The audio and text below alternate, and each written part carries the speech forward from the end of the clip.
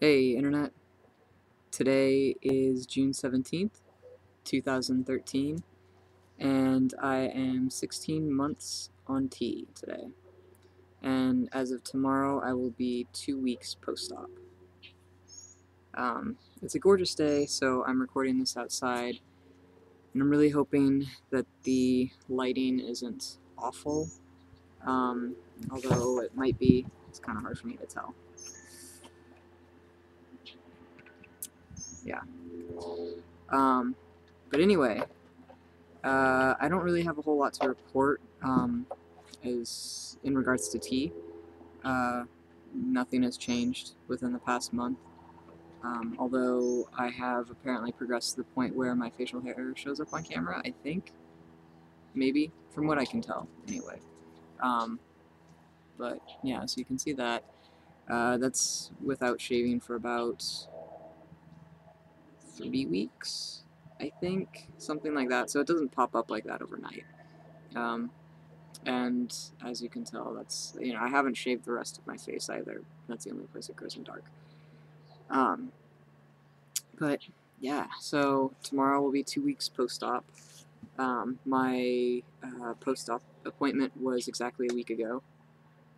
So I can show you my chest. You're not supposed to expose the uh, incisions or the scars or whatever to sunlight for a year after surgery, but I'm pretty much in the shade right now. The sun's to my back, so I think it should be okay for like a second or two. Um, but I have stuff bandaged up right now, so this probably actually isn't terribly helpful for you guys. But yeah, so you can see bandages, nipples, and the strips along the incisions there. I think he said at my appointment in about a week I could start to peel those off if I wanted to, but I think I'm gonna wait a little bit longer and sort of they've started to come off a bit on their own, and I think I'm gonna wait and let them do that a bit more because I'm kind of nervous to peel them off myself. Um, and I've got a bit of swelling still on my left side at the drain site, kind of, I think.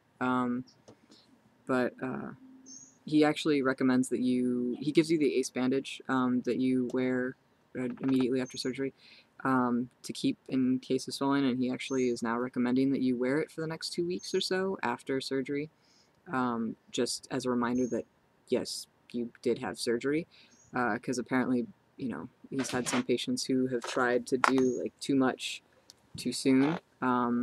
Like I think he gave the example of jet skiing or something, um, which so I need to be wearing that. I'm probably going to put it on after I finish shooting this, but um, it's interestingly enough that it actually had kind of the opposite effect for me. I feel a lot more secure, and I'm probably a little bit more likely to overextend myself when I'm wearing it as opposed to when I'm not. I'm just really aware of, I don't know, I feel really vulnerable. Like I'm super protective of my chest. I went for a car ride the other day, and like going over bumps was a very strange experience. Um, I don't know. I'm just adjusting. It's more of an adjustment than I thought, because I was just focused on how stoked I would be to have it done, and to not have to worry about binding and all that kind of stuff anymore. And I am, but it feels really different, um, in a good way, but still different in a way that is taking adjusting to. Um, I crossed my arms for the first time I think yesterday since I had the bandages off, or maybe it was a couple days ago, and it's just kind of, I don't know. It's hard to explain, I guess. I'm just so used to there being like either stuff there's stuff there, or I'm used to their stuff to stuff being there. Um, and whether it's like wearing a binder or not, like you could still feel it.